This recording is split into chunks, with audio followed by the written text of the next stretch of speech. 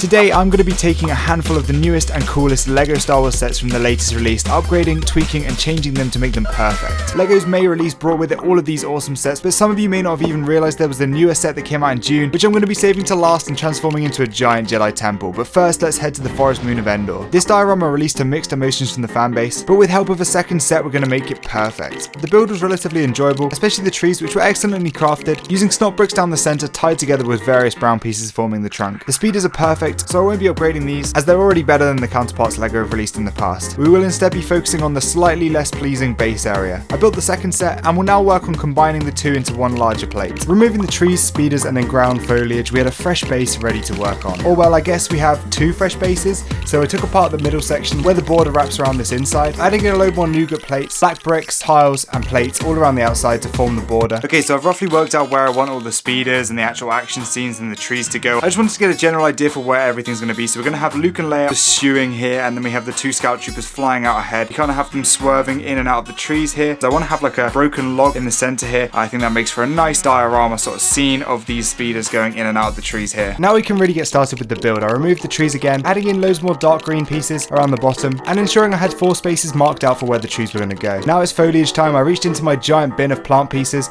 and we're going to use a bunch from the actual set themselves, and this is really where the fun begins. I absolutely love adding foliage. You can really pack it in densely and I think it looks really cool. The new fern piece that came in Rivendell and was featured again in this set was a huge one that I used here, as well as a load of bamboo pieces and much more. We reached a point where we had this clearing, and for this I wanted to make a fallen tree stump. I used a similar technique from the set, using these bricks with studs on the sides, creating this small stump and then building up this big piece that's fallen away from the stump. I really love the way this blends in with the trees that have been built, and I really like how the different moss and plants and stuff have formed on top of the tree. I then added this into the center here and I'm pretty proud of that. But we can't sit here and ogle over that for too long. We have to get back to the plant work, filling in every single little bit of detail here and packing it in as densely as possible. I went through and finished off the foliage, adding in this printed piece as a small tree stump here, and then going through with a load of different small grey pieces to act as the stones for the path. And now our combined diorama is fully complete. But of course we need to turn our attention now to the minifigures. We get the siblings Luke and Leia in their Endor attire. Starting with the Leia, if we compare her to a few other older variants, I really do love this older cape piece, so we're going to take that off and add that to her. And of course this would be a great upgrade for Luke as well. I really wish LEGO had just included these cloths. These are one of the best cloths LEGO have ever made. However, I don't have a second one, so I kept Luke as he is for now. With the two scout troopers that we got in the two sets, the only thing you can really upgrade about these minifigures is the arms. I swapped these out for some awesome ones from Firestar Toys. You'll be seeing this company popping up throughout this video, and I'm a huge fan of the way they look. Otherwise, these minifigures are absolutely perfect. Now, of course, these are going to be posed on speeders, and in the set you had 2 different versions, one which could hold 2 passengers, Luke and Leia, and one which was a solo one. For this mock, we're going to have 2 solo speeders for each of the scout troopers, and then also, of course, have the dual speeder for Luke and Leia. I went back to the mock and added in a couple of transparent clear pieces to hold up the speeders in the areas that I wanted to feature them in, and whilst it was slightly fiddly to get them to the exact angles I wanted them, we finally managed to pose all 3 speeders in the exact positions, and I think it just looks really good. This slightly more stretched out version of the Endor diorama really encapsulates the speeder chase scene, and I think it looks a lot better than the set. Let me know what you think of this. I definitely took some inspiration for this from a guy named Josh Builds Stuff on Instagram, so go check out his model. Moving on to the Death Star throne room diorama, and as opposed to the last set, this one is near perfection. The build for the window in the back is absolutely incredible. The episode 6 Luke with his new hairpiece is fantastic, and the Vader is as good as it gets. I did try adding a dual-sided cape from a Disney CMF, but I wasn't really sure with the outcome. Let me know what you think. A lot of people were annoyed with the omission of the Royal Guards, so why not add these guys to the bottom here? Other than that, this set is really amazing, and the same can be said about our next set. Again, most of the changes we'll be making will be in the minifigure department. The new LEGO Mandalorian is absolutely amazing. However, I saw this video by Mayday Figs where he upgraded his Mando, and so I'm going to be doing a ton of the things he did, switching the glove color to this medium nougat, including the fantastic Pedro Pascal face, adding on this hairpiece. I stole this cloth piece that's been featured on other Mandalorians and added this underneath the jetpack, and now we can turn our attention to the most controversial part, the Darksaber. LEGO's Darksaber was really underwhelming, so let's replace it with this awesome custom one. I think that really is a hell of an upgrade. Speaking of Mando's weapons, I also saw Mayday Figs bought these Lone Ranger pistols, and I think they work really nicely, so I grabbed myself a pair, and he looks awesome with these. I've got to say the minifig lineup in this set was pretty decent. However, I felt this astromech was a bit out of place. It didn't have a space in the set, and just isn't something we saw in the show, but I did think we were missing a few key Mandalorians, so I swapped him out for this custom minifigure Costco Reeves. Now, this is a beautiful custom minifigure from Firestar Toys, and it looks absolutely stunning with a custom printed jetpack. I really don't think LEGO would have quite gone to this much detail, but I think it would have been a great figure to have in place of the astromech. This was definitely a character we should have gotten, and I think it will match really nicely with the new Bo-Katan we're getting in the summer. Of course, the TIE Pilot was a must-have in the set, but we can take him to the next level with these awesome custom arm prints, again from Firestar Toys. I've got to say though, the final minifigure is pretty much perfect. I really love to see a new Mandalorian being featured in this set. They really could have just used one of the old ones from previous sets, but I'm so glad they've featured this guy.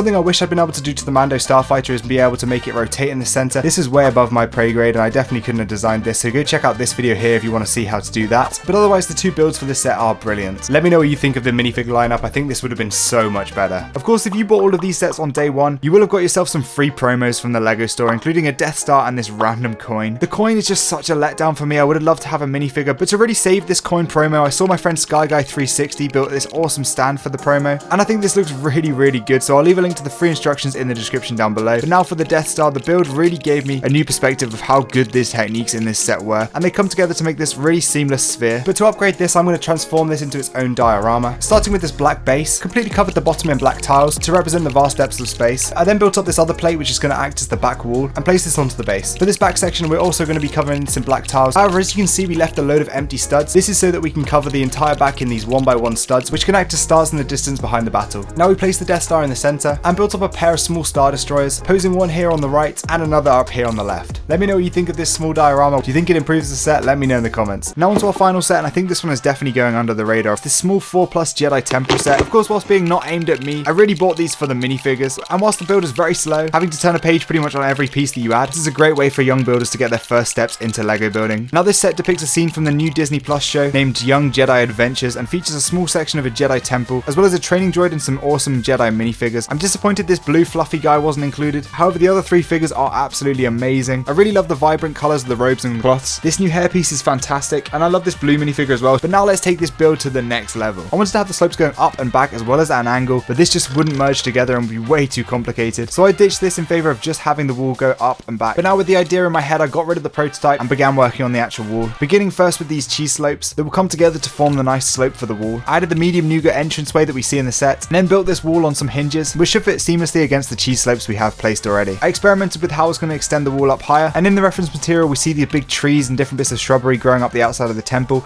so I definitely want to include those here. With all of our ideas in place, it was time to just get building. I first replaced that back wall. I made loads of different changes but settled on this idea where the wall would go back, then straight up, and then back a bit further. For the center, I roughly placed this in for now, and we'll come back and change this later on. I added some tiles down on the front section to give a little bit of detail to the floor, and we'll finish this off later. Copying and pasting this over onto the next side. This was way more complicated than I really thought it would be, but I think it recreates the nice sloping effect of the temple quite nicely. I used the large pieces that we get in the set on the back in order to fill up some of the space and save myself some bricks, whilst also incorporating an iconic part of the set. Once the slope was at an appropriate height, I went straight up with some bricks and finished off the top. Now it's plant time, and I went back to this section that we have here on the right, adding in a load more extra details, and basically did the same thing over on this left hand side with all these empty studs, which I filled up with loads of green leaves and different small plant pieces on top. That wasn't it for the plants though. As I mentioned before, there are these big trees on the outside of the temple, so I built this one up with some palm leaves, and I really love the way this looks. We also see a lot of small grassy mossy areas on top of the temple, so I added those in as well. And finally, as a hint to the original set, we added in a small kyber crystal here. Now it's time to finish off the outside section. I continued the floor pattern across the rest of the base plate, adding in a few exposed studs for where we're going to place different minifigures and scenes. Now our build is fully complete, it's time to bring it to life. I posed my favourite Jedi strolling out of the entrance to the temple, along with this training droid over on the left, which is helping to train this young Padawan over here. In this corner, I built up a few piles of rocks, which you can see Master Yoda is making levitate. And now let me know what you think of this temple. I think it does represent the show pretty well, and I'm glad we managed to use so many accents from the original set. But that's it for today's video, guys. I hope you did enjoy. If you did, I think you might enjoy this one where I upgraded the UCS 8080, or equally the other one popping up on screen, which is where I transformed another 4+ set. If you haven't subscribed already, make sure to hit that subscribe button. We're still going for 100,000 subscribers, and we're nearly there, so make sure you subscribe if you haven't already,